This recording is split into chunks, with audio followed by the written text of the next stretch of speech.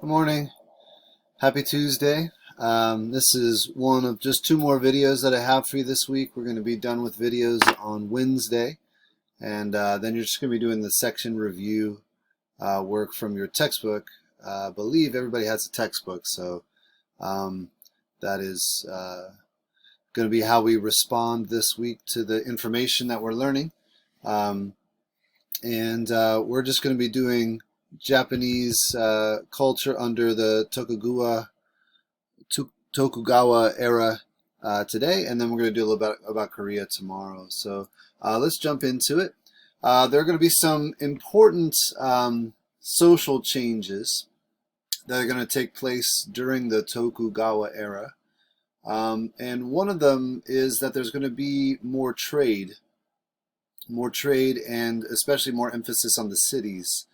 Um, Before this era, mostly Japan was villages and then maybe one or two important cities, but the cities are going to increase in their importance as they increase in trade and industry starts to flourish. During this era, because of trade and industry flourishing, we're going to see paper money start to take off. Before that, it was basically bartering, and then some like precious coins, basically. But paper money and banking is going to become more and more prevalent in the second half of the 1700s, which basically mirrors how it was changing in Europe as well. Same kind of shifting was taking place in Europe. One of the things that happens during this era with business and trade picking up is that there's going to be a bigger demand for cash crops, not just sustenance, but also crops you can make money off of. Things like tobacco, for instance. But what this did is it actually kind of created a bigger gulf between the haves and the have-nots. The merchant class and maybe the sort of upper level farmers doing okay, but then the peasants being forced to work as tenant farmers like sharecroppers, or maybe also just hired hands. This actually led to lots of different revolts during the Tokugawa era. There were taxes that were high enough and oppressive enough that the peasants revolted many times. We also do see a much more rigid class system during this era, a more highly defined class system. And you're going to see, warriors and peasants and artisans and merchants. And then there's this group called the Ita, which were basically the outcasts. It's hard to imagine a society like Japan where we picture them as being quite gentle, as having outcasts, but they did. So basically what you have is at the very top, obviously, the emperor, and then the imperial court families, the people who are just sort of in the inner circle of the emperor and of the aristocratic system, right? And just beneath this inner circle would have been the warrior class, and the warrior class would have consisted of a shogun still, but now the shogun is subservient to an emperor, and the shogun might have a daimyo layer beneath them, aristocratic families that were loyal to the shogun, and then beneath the daimyo you'd have a samurai, or several samurai, and they would be loyal. You see, this is this feudal system still, but much more highly defined. Now, what you can't see behind the picture of me talking, or the video of me talking, is there's another group of warriors at this time period called the Ronin, Ronin, and they're basically warriors with no masters. And so you can see like this really rigid sense of this is how it flows downwards all the way down to past the Ronin. You'd have the artisans and merchants, and then at the bottom peasants, and then way down is the Ita. Of course, we have a question we have to ask ourselves: how were women viewed during this era? And it's unfortunately not much change and not much improvement. The rights of females were highly restricted.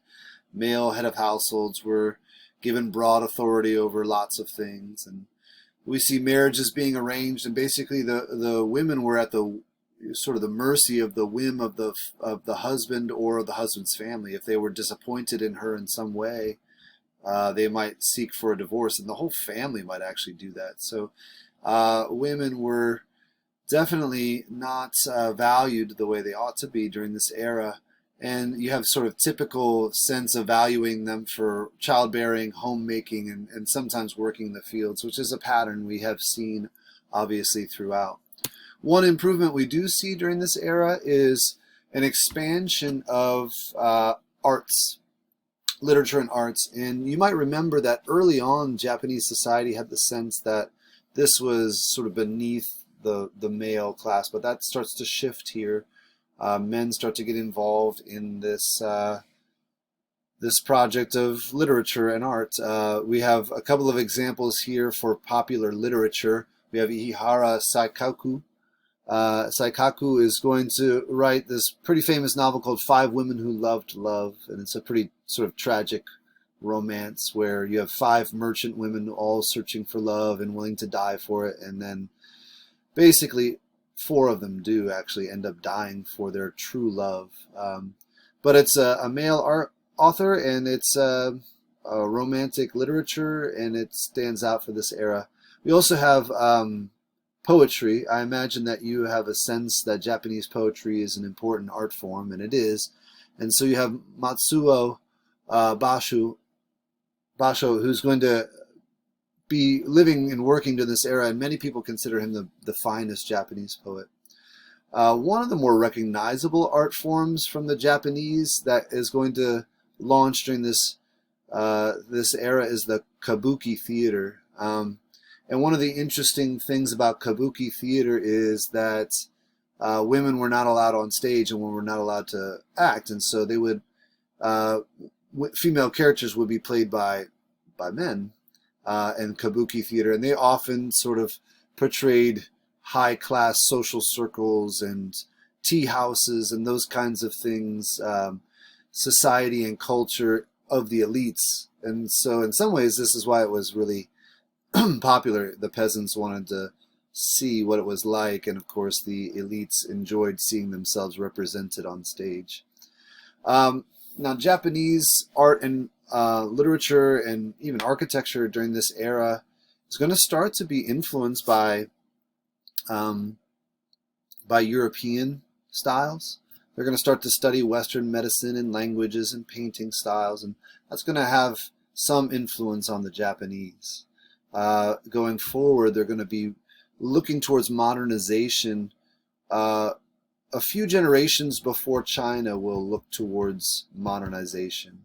It has a big role to play, obviously, when World War II comes around. So check out the student response for today. You're going to start working on Section 3 review, and I'll make sure you've got plenty of time to work on that. I won't give you a video Thursday or Friday, so you just have time to work on that. One video tomorrow will be about Korea, and then we'll wrap up Japan and Korea for good. Thanks for plugging away. Let me know if you need anything, and yeah, I'm praying for you guys.